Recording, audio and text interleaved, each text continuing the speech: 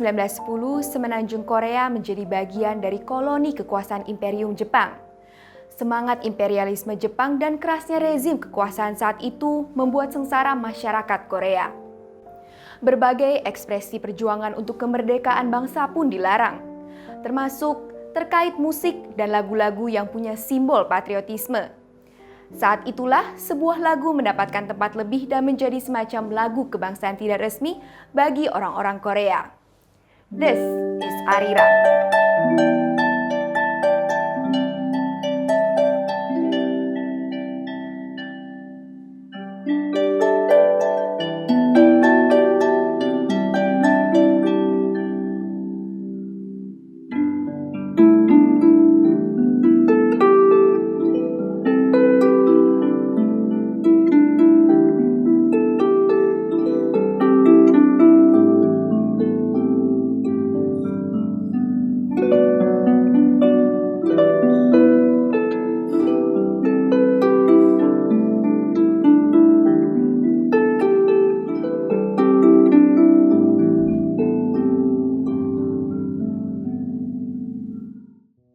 Arirang adalah folk song atau lagu tradisional bersejarah untuk orang Korea. Tidak ada yang tahu pasti kapan pertama kali lagu Arirang ini dinyanyikan atau diciptakan. Beberapa manuskrip dari tahun 1756 adalah yang pertama kali mencatat lagu ini. Namun tentunya lagu ini usianya jauh lebih tua.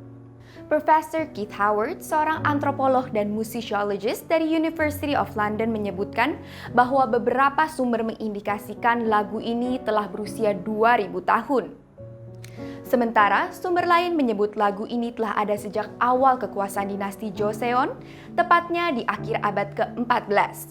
Lagu ini dipercaya berasal dari wilayah pegunungan, yaitu di daerah Jeongseon, Provinsi Gangwon. Sekalipun masih menimbulkan perdebatan, Arirang itu sendiri dipercaya berasal dari kata Ari yang berarti cantik atau indah dan Rang yang berarti pengantin pria. Jika diterjemahkan secara bebas, Arirang berarti kekasihku yang tampan atau kekasihku sayang. Lagu ini berangkat dari legenda Auraji yang berkisah tentang sepasang kekasih. Mereka jatuh cinta ketika memetik bunga kamelia di dekat pertemuan dua sungai. Namun, karena arus sungai yang deras, keduanya tak bisa bertemu.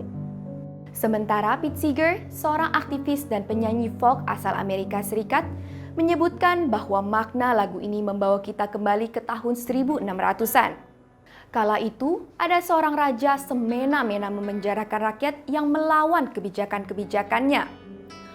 Orang-orang tersebut dihukum mati dengan cara digantung di pohon pinus di Bukit Arirang yang terletak di luar kota Seoul. Dikisahkan ada seorang tahanan yang ketika berjalan menuju tempat eksekusinya menyanyikan lagu Arirang tersebut. Ia disebutkan ingin menggambarkan betapa ia mencintai negaranya dan betapa sedihnya ia harus mengucapkan selamat tinggal pada negaranya. Lagu ini kemudian berkembang menjadi lagu yang dinyanyikan para tahanan yang hendak menghadapi eksekusi. Arirang kemudian menjadi begitu populer di kalangan masyarakat Korea. Lagu ini menjadi semacam simbol perjalanan hidup manusia yang melewati banyak momen perasaan, mulai dari bahagia, sedih, cinta, dan kemarahan. Arirang menjadi simbol yang mengubah keputusasaan menjadi harapan.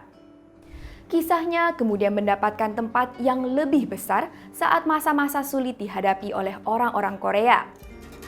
Salah satunya ketika Jepang menganeksasi semenanjung Korea pada tahun 1910. Peristiwa ini sangat dipengaruhi oleh perubahan di Jepang kala itu yang masuk ke era Meiji. Ini adalah era ketika masyarakat Jepang yang feodal dan terisolasi menghadapi ancaman menjadi koloni negara-negara barat. Mereka kemudian memilih untuk mengambil paradigma modern dan mengubah negaranya menjadi negara industri. Mereka mengadopsi ilmu pengetahuan, teknologi, filsafat, politik, hukum, dan ide-ide seni dari dunia barat. Nah, akibatnya Jepang berubah menjadi ekspansionis. Mereka menjajah wilayah negara lain termasuk Korea dengan kejam. Mereka juga melakukan program Japanization untuk menginfuse budaya Jepang ke dalam budaya Korea. Kekejaman mereka juga semakin nyata dengan upaya mengubah Korea menjadi koloni industri. Adapun konteks Japanization ini terjadi dalam banyak aspek, mulai dari larangan bentuk tulisan Korea dalam publikasi dan pendidikan, upaya merepresi agama lokal, hingga larangan lagu-lagu yang bermakna patriotisme. Arirang kemudian menjadi lagu resistensi atau perlawanan orang Korea terhadap penjajah.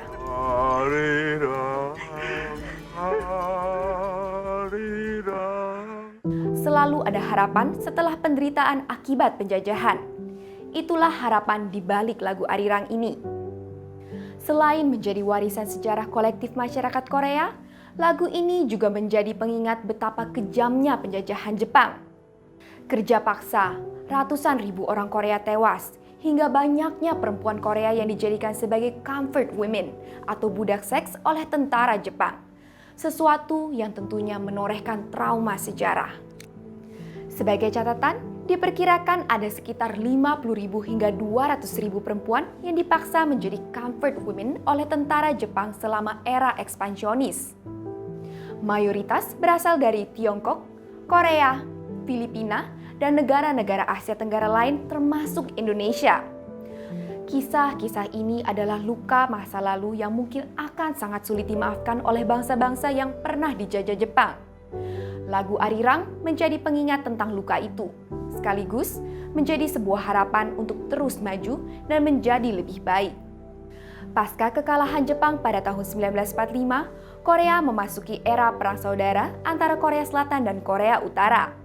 Kedua entitas ini kemudian menjadi negara yang terpisah seiring kuatnya politik perebutan pengaruh saat Perang Dingin. Ini juga menjadi warisan sejarah penderitaan lanjutan dari orang-orang Korea yang lagi-lagi menempatkan Arirang di dalamnya. Hingga kini lagu Arirang dinyanyikan sebagai simbol persatuan orang-orang Korea, baik itu di Korea Selatan maupun di Korea Utara.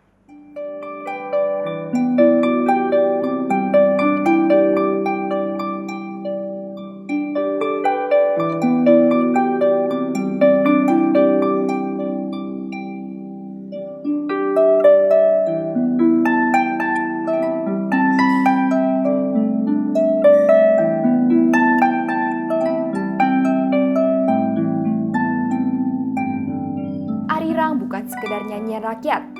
Arirang adalah warisan memori kolektif sebuah bangsa.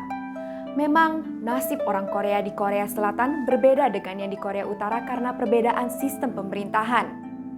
Namun, Korea Selatan misalnya telah membuktikan bagaimana warisan memori kolektif ini membantu negara tersebut menjadi besar seperti sekarang ini. Tahun 1950-an, Korea Selatan adalah salah satu negara termiskin di dunia.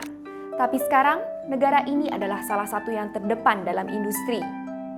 Konteks represi kebudayaan di masa lalu juga menjadi pelajaran besar. Memori itu membuat orang Korea kini begitu bangga dengan budayanya. Gelombangnya membesar, seiring makin masifnya grup musik seperti BTS atau K-pop dan K-drama secara keseluruhan yang kini tersebar hingga ke seluruh penjuru dunia.